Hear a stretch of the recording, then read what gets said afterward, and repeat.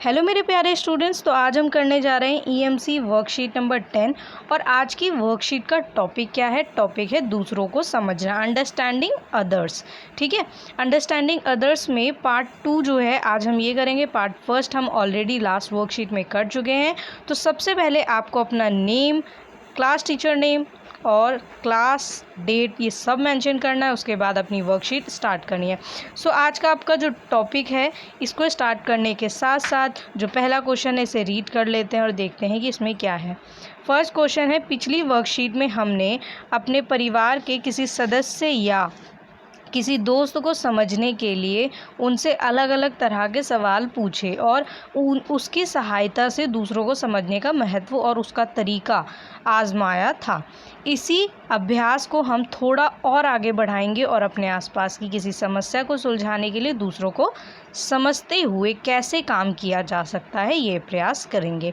तो आपने जो लास्ट वर्कशीट है उसमें बोला गया है कि हमने क्या किया था कि हमने अपने परिवार के सदस्यों से और जो दोस्त हैं उन्हें समझने के लिए अलग अलग तरह के क्या किए थे, सवाल पूछे थे उनसे। ठीक है, और जो है सहायता से दूसरों को समझने का महत्व। तो ये क्या है कि हम जब दूसरों को समझते हैं तो सवालों के माध्यम से हमने उसमें समझा था। ठीक है, कुछ सवाल किए थे, इससे हमने उनको समझा था। अब जो है इस वर्कशीट में हमें क्या है, इस वर्कशीट में हमें देखना है कि हम दूसरों को कैसे समझ सकते हैं और भी दूसरे तरीक़ों से, वो देखेंगे। एक्टिविटी है आपको दी गई, पहला स्टेप है इसका। पहला स्टेप क्या है कि आइए शुरुआत करें एक चित्र बनाने से। देखिए आपको नीचे एक चित्र दिया गया है, ऐसे ही आपको बोला गया है कि आपको यहाँ पे एक चित्र बनाना है। नीचे दिए गए बॉक्स में अपने घर के आसपास, अपने स्कूल या अपनी किसी मनपसंद जगह का मानचित्र बनाइए। मानचित्र मतलब मैप आपको बनाना है। ठीक है, उस मैप में बनाई गई जगह की ज़्यादा से ज़्यादा जानकारी डालने की कोशिश करें। उदाहरण के लिए एक मैप नीचे दिया गया है, तो आप देखेंगे कि नीचे आपको एक मैप दिया गया है। ऐसे ही आपको भी एक मैप बनाना है, लेकिन उस जगह का जो आपकी फेवरेट हो। ठीक है, या फिर जो आपको मतलब पसंद हो, आपके घर के आसपास भी हो सकता है, आपका विद्यालय भी हो सकता है, मतलब स्कूल भी हो सकता है, कुछ भी हो सकता है। आपकी फेवरेट जगह कोई और भी हो सकती है, ज़रूरी नहीं आपका घर और स्कूल हो, कुछ भी हो सकता है। जैसे यहाँ आपको दिया गया है कि एक स्कूल जो है उसका आपको मैप दिया गया है कि स्कूल के अंदर कंप्यूटर रूम कहाँ है, मेन गेट कहाँ है, क्लासरूम कौन कौन से कहाँ है, कॉरिडोर कहाँ पे है, स्टाफ रूम कहाँ पे है, आर्ट रूम कहाँ पे है, लाइब्रेरी, ठीक है, असेंबली एरिया, ये सब कुछ आपको यहाँ पे दिया गया है। प्लेग्राउंड दिया गया है। ऐसे ही आप भी जो अगर अपना फेवरेट प्लेस किसी का घर है तो उसका भी मैप बना सकते हैं। अगर आपकी स्ट्रीट है तो आप उसका मैप बना सकते हैं, जो भी आप चूज़ कर सकते हैं अपनी अकॉर्डिंग। ठीक है, फिर उसके बाद आपको यहाँ पे दिया गया है जो बॉक्स, इसमें आपको मानचित्र बनाना है, इसलिए आपको ये दिया गया है। जो सेकेंड स्टेप है इसमें दिया गया है कि अब इस मैप में हरे रंग की बिंदी से ब्राइट स्पॉट और काले रंग से हॉट स्पॉट दर्शाइए। ठीक है, ब्राइट स्पॉट किससे? हरे रंग से, और काले रंग से क्या करना है? Hot spot. ठीक है, उसके बाद बोला गया है कि ये आप अपने अनुभवों और अवलोकनों के आधार पर बनाएं। ठीक है, मतलब जो भी आपकी ऑब्जर्वेशन है, जो आपने देखा है, आपने ऑब्जर्व किया है, उसके अकॉर्डिंग ब्राइट स्पॉट और हॉट स्पॉट आपको शो करना है। अब ब्राइट स्पॉट और हॉट स्पॉट क्या होता है? ब्राइट स्पॉट का मतलब होता है कि आपकी चुनी हुई जगह की अच्छी बातें, जैसे कि खेलने के लिए खूब सारी जगह या साफ़ सुथरे टॉयलेट्स, सुरक्षित स्थान आदि। ठीक है, तो ब्राइट स्पॉट में आप क्या चूज़ कर सकते हैं, यहाँ पे आपको समझाया गया डेफिनेशन देके कि ब्राइट स्पॉट वो जगह होंगी जो कि आपको बहुत पसंद होगी। ठीक है, आपकी फेवरेट प्लेस होगी वो। जैसे कि हो सकता है कि साफ़ सुथरी जगह हो, या फिर क्या यहाँ पे दे रखा है आपको एग्जांपल के थ्रू कि खेलने के खूब सारी जगह हो, या साफ़ सुथरे टॉयलेट हो, या सुरक्षित जगह हो, जो भी हो। ठीक है, इसे हम अच्छी जगह मानेंगे। और उसके बाद बोला गया है कि हॉटस्पॉट कौन सी जगह है। ठीक है, हॉटस्पॉट वो जगह कि आपकी चुनी हुई जगह की वो बातें जो आपको पसंद नहीं है, जैसे कि गंदगी होना, या रात को अंधेरा होना, सुरक्षित स्थान आदि, असुरक्षित स्थान आदि। तो यहाँ पे आपको बोला गया है कि आपको हॉटस्पॉट में उन जगहों को चूज़ करना है। ठीक है, जो कि सुरक्षित नहीं है, असुरक्षित है, मतलब जहाँ पे आपको सेफ़ महसूस नहीं होता है। ठीक है, या फिर वो जगह जो है साफ़ सुथरी ना हो, गंदगी हो वहाँ पे, ऐसी किसी भी तरीके की जो दिक्कत है वहाँ पे आप हॉटस्पॉट दर्शा सकते हैं। ज़रूरी नहीं है कि यहाँ पे जो बताए गए हैं पॉइंट्स, इसी के अकॉर्डिंग आपको जो है लिखना है ब्राइट स्पॉट और हॉट स्पॉट। आप जो है ब्राइट स्पॉट में वो जगह भी लिख सकते हैं, किसी के फेवरेट प्लेस जो है वो भी हो सकता है, जैसे कि आपकी जो क्लासेस होती हैं, ठीक है, जैसे आप अगर क्रिकेट क्लासेस लेते हैं तो वो अगर आपकी फ़ेवरेट हैं, ठीक है, किसी की डांस क्लासेस फेवरेट हैं, तो वो जगह आपके ब्राइट स्पॉट में आ सकती है। और जो हॉट स्पॉट है उसमें आपकी जो है, जो भी जगह आपको नहीं पसंद, जहाँ आपको परेशान किया जाता है या जहाँ पे आपको बिल्कुल भी नहीं अच्छा लगता जाना, ठीक है, वो आपको अट्रैक्टिव प्लेस नहीं लगता बिकॉज ऑफ एनी रीज़न, ठीक है, तो उसे आप हॉट स्पॉट में दर्शा सकते हैं। ओके, उसके बाद जो थर्ड स्टेप है उसमें बोला गया है कि अब अपनी हॉटस्पॉट की सूची से किसी एक मुद्दे को चुन लें जिस पर आप काम करना चाहेंगे। इस मुद्दे को चुनने के पीछे के अपने कारण को साझा करें। ठीक है, तो आपको क्या करना है कि अपना जो भी कारण है वो आपको बताना है। इस थर्ड स्टेप में आपको क्या करना है कि आपने जो भी हॉटस्पॉट चूज़ किया है, ठीक है, जो भी हॉटस्पॉट चूज़ किया है, तो वो चूज़ करने का जो भी मुद्दा आपने चुना है वो आपको बताना है, ठीक है, और उसके पीछे का जो कारण है वो बताना है। उसके बाद जो है जो स्टेप 4 है, इसमें आपको क्या बोला गया है, स्टेप 4 में आपको बोला गया है कि चुने हुए मुद्दे हॉटस्पॉट के आधार पर निम्न तालिका भरे। तो आपने जो भी टॉपिक चूज़ किया हॉटस्पॉट के तौर पे, यहाँ पे आप क्या करेंगे कि उस टॉपिक को लेते हुए स्कूल, जैसे कि यहाँ पे आपको उदाहरण दे रखा है एक कि स्कूल के मिड डे मील की बर्बादी, ठीक है, तो ये आपको समझाने के लिए मिड डे मील की बर्बादी का टॉपिक दिया गया है और यहाँ पे बॉक्स बना के दिखाया गया है कि बच्चे कैसे बर्बाद करते हैं, ठीक है। ऐसे ही आपको भी जो हॉटस्पॉट आपने टॉपिक चूज़ किया है आप लिख सकते हैं, ठीक है, ऐसे ही जैसे इसका बॉक्स बना है, टेबल बना है, ऐसे ही आपको भी बनाना है टेबल, तालिका, ठीक है। तो सबसे पहले आपको 2 हिस्सों में से बांटा गया है। आप देखेंगे कि पहला हिस्सा है कि चुने हुए मुद्दे के विभिन्न कारण हैं और दूसरा है कि इस मुद्दे से जुड़े विभिन्न लोग, ठीक है, कि कौन कौन से लोग जो हैं इस मुद्दे से जुड़े हैं। तो पहला है कि बच्चों को जो खाना पसंद नहीं आता वह उसे वेस्ट कर देते हैं, ठीक है, अगर बच्चों ने प्लेट में लिया, उन्हें पसंद नहीं आया, तो फिर उसे क्या करेंगे, डस्टबिन में डाल देंगे, ठीक है। तो ये क्या होता है, इस मुद्दे से जुड़े लोग कौन है, स्वयं बच्चे ही हैं, मतलब वो खुद ही बर्बाद कर देते हैं। उसके बाद जो सेकंड पॉइंट है वो है बच्चे जितना खा सकते हैं उससे अधिक खाना अपनी थाली में ले लेते हैं। तो जो बच्चे क्या करते हैं, बच्चों की आदत होती है, ये नहीं देखते कि मुझे भूख कितनी लगी है। आप लोग भी करते होंगे, आप लोग को जितनी भूख लगी होती है आप उससे ज़्यादा कभी कभी अपनी प्लेट में ले लेते हो, फिर जब आप नहीं खा पाते तो आप उसको ऐसे ही स्किप कर देते हो, छोड़ देते हो, लेकिन आप ये नहीं जानते कि उसकी कितनी वैल्यू है। आपके छोड़े हुए खाने के लिए कुछ लोग इतनी मेहनत करते हैं पर उन्हें रोज़ वो भी नसीब नहीं होता। तो इसीलिए आपको यहाँ पे इस टेबल के थ्रू वैल्यू भी बताई जा रही है, तो ये टेबल आपको स्किप नहीं करना। ये आपको जो एग्जाम्पल्स दिए जाते हैं वो यूँ ही नहीं दिए जाते, उसके पीछे रीज़न होता है कि आप समझे उसकी वैल्यू, ठीक है, कि आपकी प्लेट में छोड़ा हुआ खाना किसी के लिए जो है एक दिन का पेट भर खाना हो सकता है। ओके, तो यहाँ पे बोला गया है कि मिड डे मील एजेंसी, अब जो बच्चे हैं, ठीक है, उन्हें क्या बोला है कि बच्चे जितना खा सकते हैं उससे अधिक खाना अपनी थाली में ले लेते हैं। तो इसमें मिड डे मील एजेंसी कैसे है कि बच्चे जो एक्स्ट्रा उन्हें दिया जा रहा है, ठीक है, तो उसकी वजह से, तो मिड डे मील एजेंसी को यहाँ पे एक तरीके से मुद्दे के रूप में जो लोग हैं इससे जुड़े हुए उसके रूप में दिखाया गया। उसके बाद जो तीसरा पॉइंट है वो है बचे हुए भोजन के दूसरे उपयोग की जानकारी ना होना। मतलब बच्चों को मिड डे मील दिया, ठीक है, अब उन्होंने खा लिया, लेकिन कुछ जो है वो कुछ क्वांटिटी उसकी बच गई, ठीक है, कुछ हिस्सा उसका बच गया, तो अब क्या करेंगे, मिड डे मील जो है उसके प्रभारी शिक्षक जो हैं उन्हें इसके बारे में नहीं पता होता कि वो क्या करें, ठीक है। अगर उन लोग को ये पता हो कि वो बचा हुआ जो भोजन है जो बच्चों ने नहीं खाया है, ठीक है, और वो साफ़ सुथरा रखा है एक किनारे, तो उसको क्या कर सकते हैं, उसको उन लोगों को दे सकते हैं खाने को जिनको खाना नहीं मिल पाता, ठीक है, रोड साइड रहने वाले गरीब बच्चे। खैर अब इसमें जो है धीरे धीरे चेंजेस आए हैं, तो जो स्कूल में खाना बच जाता है नहीं बच्चों तक, मतलब बच्चों का अगर पेट भर गया तो एक्स्ट्रा तो खाएंगे नहीं ना, तो वो जो फूड एक्स्ट्रा बच जाता है, ठीक है, वेस्ट ना करने की जगह उसे डिस्ट्रीब्यूट कर दिया जाता है। उसके बाद है कि कुछ बच्चे घर से खाना लाते हैं, तो अगर कुछ बच्चे घर से खाना लाते हैं तो वो तो नहीं खाएंगे स्कूल का मिड डे मील, ठीक है, तो क्या होगा कि वो जो उनके हिस्से का खाना आ रहा है वो भी वेस्ट हो गया। तो यहाँ पे भी जो है आप देख सकते हैं कि आपको यहाँ पे जो है एक तरीके से चुने हुए मुद्दे के जो ये टॉपिक्स हैं ये हैं और इनसे जुड़े हुए लोग क्या हैं ये आपको दिया गया है। तो ऐसे ही आपको भी बनाना है यहाँ पे बॉक्स। ओके, उसके बाद जो है फिफ्थ स्टेप इसमें बोला है तालिका भर लेने के बाद अपने मुद्दे से जुड़े लोगों का इंटरव्यू लें। ठीक है, तो आपके जो भी मुद्दे से जुड़े हुए लोग हैं उनका इंटरव्यू लेना है। ठीक है, और उसके बाद बोला है कि इंटरव्यू लेते समय लोगों में समस्या समझने, ठीक है, के लिए प्रश्न पूछें। ठीक है, इंटरव्यू लेते समय लोगों से समस्या समझने के लिए प्रश्न पूछें। इसके लिए आप इन लोगों से क्यों का प्रयोग करते हुए सवाल पूछ सकते हैं। जैसे कि, तो आपको एग्जाम्पल दिया गया है कि अगर हम वो फर्स्ट टेबल जो गिवन है उसके अकॉर्डिंग क्वेश्चन पूछें तो ऐसे क्वेश्चन पूछ सकते हैं। तो आपको भी अपने मुद्दे के अकॉर्डिंग क्वेश्चन पूछना है और उसमें क्यू का प्रयोग करना है। ठीक है, यूज़ करना है।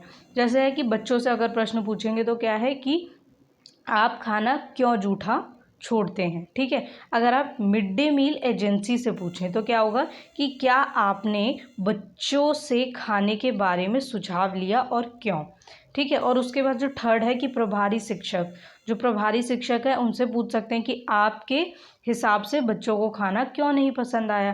ठीक है, तो वो अपने अपने जवाब देंगे। अब जो उन्होंने जवाब दिया उसके अनुसार जो है, मतलब आपको जो अपने मुद्दे के अकॉर्डिंग क्वेश्चन पूछने हैं उसके बाद जो उन्होंने जवाब दिया उससे आपने क्या सीखा। तो यहाँ पे आप प्रश्न जो आपसे पूछा जा रहा है कि अपने मुद्दे से जुड़े हुए लोगों से बात करके क्या आपको उसके बारे में कुछ नई जानकारी मिली जो आप सिर्फ अपनी समझ से नहीं जान सकते थे। मतलब खुद आप जो है सोच के नहीं बता सकते कि क्या क्या दिक्कतें हैं। तो ये आपको जब उनसे प्रश्न पूछे बात की तो आपको क्या उससे नई चीज़ें सीखने को मिली और नई नई चीज़ें पता चली, ये आपको यहाँ बताना है। ठीक है, उसके बाद सेकंड क्वेश्चन है कि लोगों से इंटरव्यू लेते हुए आपने अपनी कम्युनिकेशन मतलब संचार की क्षमता के बारे में क्या सीखा। मतलब जब आप लोगों से क्वेश्चन पूछ रहे थे और उसके बाद आपने क्वेश्चनिंग कर ली, आंसर्स मिल गए, तो आपने इससे क्या सीखा आपको ये बताना है। ठीक है, हमने यहाँ पे ये सभी क्वेश्चन समझे कि हमें कैसे सॉल्व करना है। चलिए इनके आंसर भी देख लेते हैं। ओके, तो जो सबसे पहला आपका प्रश्न था, अगर पहले स्टेप में देखें तो आपको EMC वर्कशीट 10 में जो पहला प्रश्न है वो दिया गया था कि पहला और जो सेकंड स्टेप है उसके अकॉर्डिंग आपको दिया गया है कि मेरी मनपसंद जगह का मानचित्र, जैसे कि आपको बनाना था अपनी मनपसंद जगह का। ठीक है, और उसमें ब्राइट स्पॉट जो है वो हरे रंग से और जो हॉट स्पॉट है वो काले रंग से दर्शाया गया है। ठीक है, तो जैसे मैंने आपके लिए यहाँ पे मैप बनाया है, तो अगर आप मैप को ध्यान से देखेंगे तो आप क्या देखेंगे कि ये क्या है, ये रास्ता है। ठीक है, मतलब जैसे आप देखते हैं ना, तो ये जैसे यहाँ पे घर है। ठीक है, ये सब क्या है, ये है घर। और यहाँ पे अगर आप देखें तो ये बीच में क्या है, सड़क है। ठीक है, इस तरफ आप देखेंगे कि ये पार्क है। तो मैं यहाँ पे मैंने हाउस नंबर्स लिखे हैं। ठीक है, कि हाउस नंबर 121, हाउस नंबर 122, ऐसे मैंने यहाँ पे घरों के क्या लिखे हैं, नंबर्स लिखे हैं। आप चाहें तो अगर किसी के घर के बीच में जो है अगर कोई शॉप है या कुछ है तो वो भी लिख सकते हैं। तो यहाँ समझाने के लिए मैंने आपको यहाँ पे शो किया, बहुत सिंपल तरीके से बनाया कि आप इजीली बना सकते हैं। आप इसे भी कॉपी कर सकते हैं। आप चाहें तो अपनी तरफ से कुछ इनोवेटिव करके अपनी पसंद की जगह जो है उसे बना सकते हैं। अगर आपका दोस्त का घर आपका फेवरेट प्लेस है तो आप उसको भी बना सकते हैं। अगर आपको आपका स्कूल पसंद है या आपको कोई पार्क पसंद है तो आप उससे रिलेटेड भी जो है अपना मैप बना सकते हैं। फिर उसमें आपको क्या पसंद है और क्या नहीं पसंद है वो भी आप बता सकते हैं। तो यहाँ पार्क है, फिर है ये 2 हाउसेज हैं।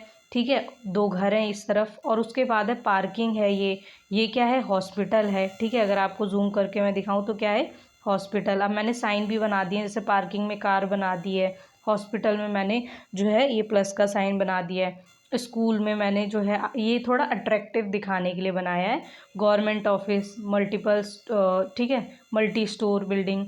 उसके बाद है पब्लिक लाइब्रेरी। तो यहाँ पे अगर आप देखें तो मैंने यहाँ पे हॉटस्पॉट जो है वो काले रंग से और ग्रीन कलर से जो है वो ब्राइट स्पॉट। तो ब्राइट स्पॉट क्या है, पब्लिक लाइब्रेरी।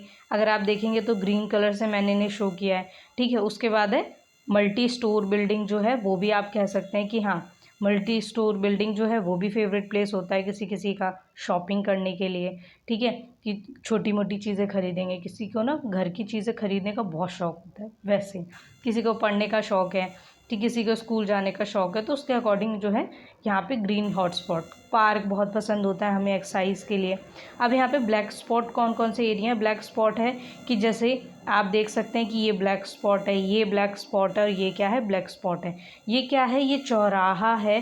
ठीक है, आप कह सकते हैं जहाँ पे आप देख सकते हैं कि जो लोग हैं कॉर्नर पे जो है बैठे रहते हैं। तो हमारे इसका मुद्दा क्या है, इसका मुद्दा जो है अभी हम समझेंगे क्वेश्चंस के थ्रू। ठीक है, तो चलिए उन्हें देख लेते हैं। जैसे पहला प्रश्न जो है स्टेप 3 में आपसे पूछा गया है कि अब अपनी हॉटस्पॉट की सूची से किसी एक मुद्दे को चुन लें जिस पर आप काम करना चाहेंगे। इस मुद्दे को चुनने के पीछे के कारण को साझा करें। ठीक है, तो मैंने जो मुद्दा चूज़ किया है वो बहुत जेन्युइन है और रियल है। बहुत सारे बच्चे इसके बारे में शायद लिखना चाहेंगे पर नहीं लिखेंगे। क्यों? क्योंकि डर लगता है कि हम क्या लिखें और कैसे लिखें, पता नहीं हमारी बात कोई समझेगा कि नहीं समझेगा। ठीक है, सो आपको अपना पॉइंट लिखना आना चाहिए, आपको पता होना चाहिए कि आपके माइंड में क्या है।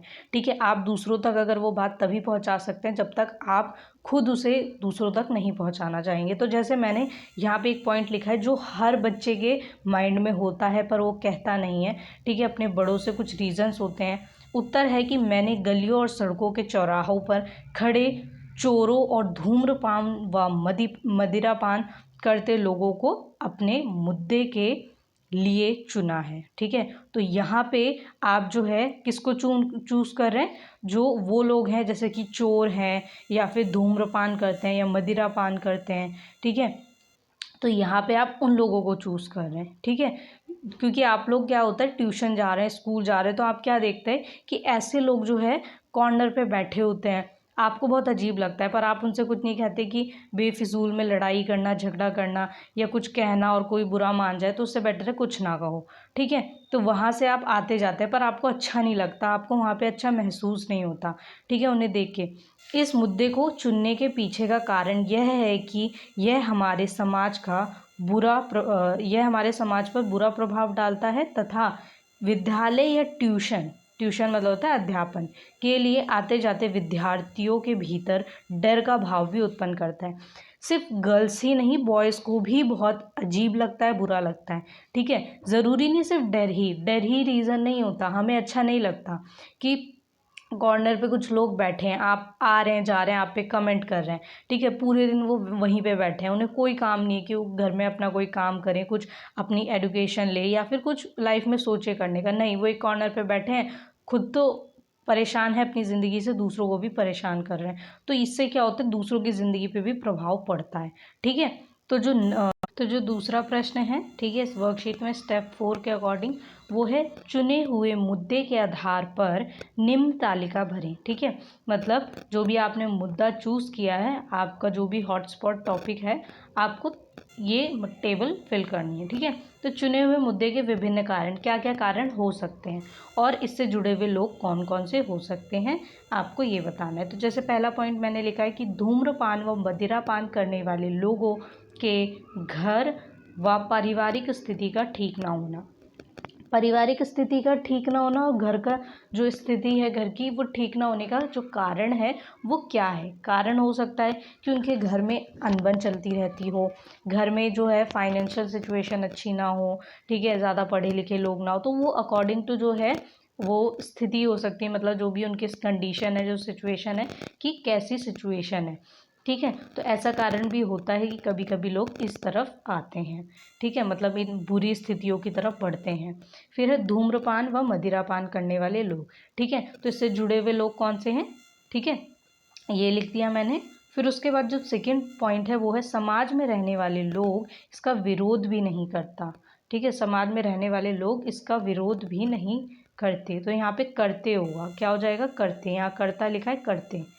ठीक है, तो इसे ठीक कर लेना आप, मैं इसीलिए बता दे रही हूँ क्योंकि जब इतनी बड़ी वर्कशीट लिखनी होती है और जल्दी में हम आपके लिए सॉल्व कर रहे थे, तो अगर एक आध मात्रा की या एक आध नंबर की मिस्टेक हो जाती है तो वो हम बता देते हैं आपको। ठीक है, आप इतना कर सकते हैं क्योंकि आप बहुत समझदार बच्चे हैं। ये छोटी छोटी माइनर मिस्टेक किसी से भी हो सकती हैं। ठीक है, बहुत सारे काम होते हैं, एक वीडियो देखने में बहुत आसान लगती है लेकिन जब उसे बनाया जाता है तो उसमें बहुत कुछ होता है, बहुत सारा काम होता है। ठीक है, आपको एक सिंपल सी वीडियो लगती है कि क्लिक किया, देखा, नहीं पसंद आई, बंद कर दिया, बट एक वीडियो बनाने में बहुत मेहनत लगती है बेटा। ये मैं आपको इसलिए बता रही हूँ क्योंकि आप लोगों के लिए हम ये मेहनत सिर्फ इसलिए करते हैं क्योंकि आप हमारी वीडियोस देखते हैं। ओके, सेकंड पॉइंट जो आपका है कि समाज में रहने वाले लोग इसका विरोध भी नहीं करते। ठीक है, तो इसमें समाज में रहने वाले लोग मतलब जो हमारे आसपास रहते हैं। ठीक है, जैसे कि मैंने जो मैप बनाया, मान लीजिए कि वो एक सोसाइटी का बनाया, तो उस सोसाइटी के लोग जो हैं, मान लीजिए कि अगर उसका विरोध नहीं करते तो समाज के लोग ही तो हैं जो उसका विरोध नहीं कर रहे, तभी तो वो चीज़ हो रही है। उसके बाद जो थर्ड पॉइंट है वो है कि समाज में पनप रही ऐसी बुरी स्थिति को सुधारने के लिए कोई अच्छा कदम नहीं उठाए जाते। ठीक है, मतलब कोई भी अच्छे कदम नहीं उठाए जाते। समाज में ऐसी पनप रही मतलब इतनी बुरी स्थिति जो धीरे धीरे जो है ज़्यादा बड़ी कब बनती है, शुरुआत में वो छोटी होती है तब हम उसे रोकते नहीं हैं, फिर जब वो धीरे धीरे बड़ी होने लगती है ना, तब हम जो है सोचते हैं कि अब तो ये बहुत बड़ी दिक्कत हो चुकी है, अब हम इसे कुछ भी नहीं कर सकते, और जब वो छोटी होती है तो हम इग्नोर करते हैं। तो समाज के लोग और सरकार द्वारा तब ये लोग इग्नोर करते हैं। ठीक है, उसके बाद जो है इसका फोर्थ पॉइंट वो है कि उचित शिक्षा को ना प्राप्त करना और निराशा, ठीक है, से घिरे रहना। तो यहाँ पे क्या है कि आप देख सकते हैं कि जो निराशा है, अगर आप निराशा से घिरे रहेंगे, यहाँ पे शाप एक और मात्रा आ जाएगी। ठीक है, निराशा। तो अगर निराशा से घिरे हैं या फिर उचित शिक्षा नहीं आपने ली है, तो क्या है कि यहाँ पे आप अपने आप को एक तरीके से बैकवर्ड ले जाते हैं, मतलब पीछे खींच लेते हैं, क्योंकि जब आप सही से पढ़े लिखे नहीं होते, पढ़े लिखे का मतलब ये नहीं होता कि आप जो है मास्टर्स कर लीजिए, पीएचडी कर लीजिए, नहीं, पढ़े लिखे होने का मतलब ये है कि आप अपनी स्थिति को समझने लायक बन जाएं। ठीक है, आप ये समझ सके कि आपको जीवन में क्या करना है। ठीक है, उसके बाद जो है अगर आप देखें तो ये किन लोगों के बारे में बोला जा रहा है। ठीक है, धूम्रपान व मदिरापान करने वाले वो लोग, ठीक है, जो धीरे धीरे करके चोर भी बन जाते हैं और छोटी मोटी चोरियां करते हैं, फिर बड़े बड़े क्राइम करने लगते हैं, तो उन लोगों की बात हो रही है यहाँ पे। ठीक है, उसके बाद जो फिफ्थ स्टेप है वो है कि जो इसमें फिफ्थ स्टेप में आपको क्वेश्चन पूछा गया था कि तालिका भर लेने के बाद अपने मुद्दे से जुड़े लोगों का इंटरव्यू लेने पर निम्न प्रश्न मेरे द्वारा पूछे गए। तो आपको बताना है कि आपने क्या प्रश्न पूछे थे। तो जैसे समाज के लोग हैं उनसे आप क्या पूछ सकते हैं कि आप इस स्थिति का विरोध क्यों नहीं करते। तो आपका फर्स्ट क्वेश्चन तो यही होगा ना कि लोग क्यों नहीं करते इसका विरोध, अगर ये गलत है तो विरोध करते क्यों नहीं है। दूसरा है कि धूम्रपान व मदिरापान करने वाले लोगों के परिवार से। अब आप उन लोगों से तो बात नहीं करेंगे क्योंकि उनको तो बात समझ नहीं आएगी, लेकिन उनके परिवार से तो बात कर सकते हैं, उनसे प्रश्न कर सकते हैं। तो उनसे प्रश्न क्या कर सकते हैं कि आपने इस स्थिति को सुधारने के लिए कोई ठोस निर्णय लिया या नहीं, क्यों। तो उनके परिवार से आप पूछ सकते हैं कि हाँ, ऐसा इस सिचुएशन को ठीक करने के लिए क्या उन्होंने कुछ किया, और अगर किया तो क्या किया, या फिर क्यों नहीं किया अगर कुछ नहीं किया तो। ठीक है, तीसरा है कि विद्यालय या अध्यापन वाले बच्चे, अब वो बच्चे जो ट्यूशन आते जाते हैं, ठीक है, स्कूल आते जाते हैं उन्हीं रास्तों से जहाँ पे ऐसा मतलब हॉटस्पॉट है, तो उनसे क्या प्रश्न पूछ सकते हैं कि क्या आपने इस स्थिति के बारे में अपने परिवार से चर्चा की या नहीं, क्यों। बच्चों से आप पूछ सकते हैं क्योंकि बहुत बार बच्चे जो हैं अपने पेरेंट्स से ये बातें छुपाते हैं, वो सोचते हैं कि अगर हम बता देंगे तो पेरेंट्स हमें ट्यूशन और स्कूल जो है वो बंद करवा देंगे, वो अपनी पढ़ाई नहीं रोकना चाहते, इसीलिए वो अपने पेरेंट्स से डिस्कस नहीं करते, और ऐसी प्रॉब्लम्स वो कभी फिर डिस्कस नहीं करते, और अगर कोई बड़ी प्रॉब्लम हो जाती है तो फिर वो वहाँ से बाहर भी नहीं निकल पाते। तो इसीलिए ये ऐसे टॉपिक जो हैं अगर इनके बारे में हम पहले से ही सोच या चर्चा करें तो क्या होता है कि ये स्थिति आती ही नहीं है। उसके बाद जो चौथा प्रश्न है वो है कि अपने मुद्दे से जुड़े हुए लोगों से बात करके क्या आपको इस बारे में कुछ नई जानकारी मिली जो आप सिर्फ अपनी समझ से नहीं जान सकते थे। ठीक है, तो इसका उत्तर आप क्या लिख सकते हैं, इसका उत्तर आप लिख सकते हैं कि हाँ, अपने मुद्दे से जुड़े हुए लोगों से बात करके मुझे उसके बारे में कुछ नई जानकारी प्राप्त हुई।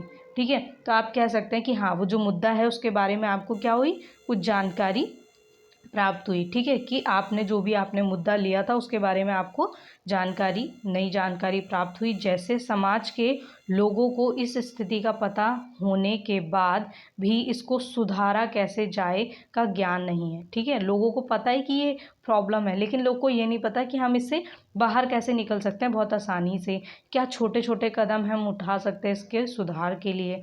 ठीक है, कुछ छोटे छोटे कदम ही होते हैं, कभी कभी सब मिलके जब है उसके ऊपर काम करते हैं तो वो ठीक हो जाती है, जिसका लोगों को नहीं पता।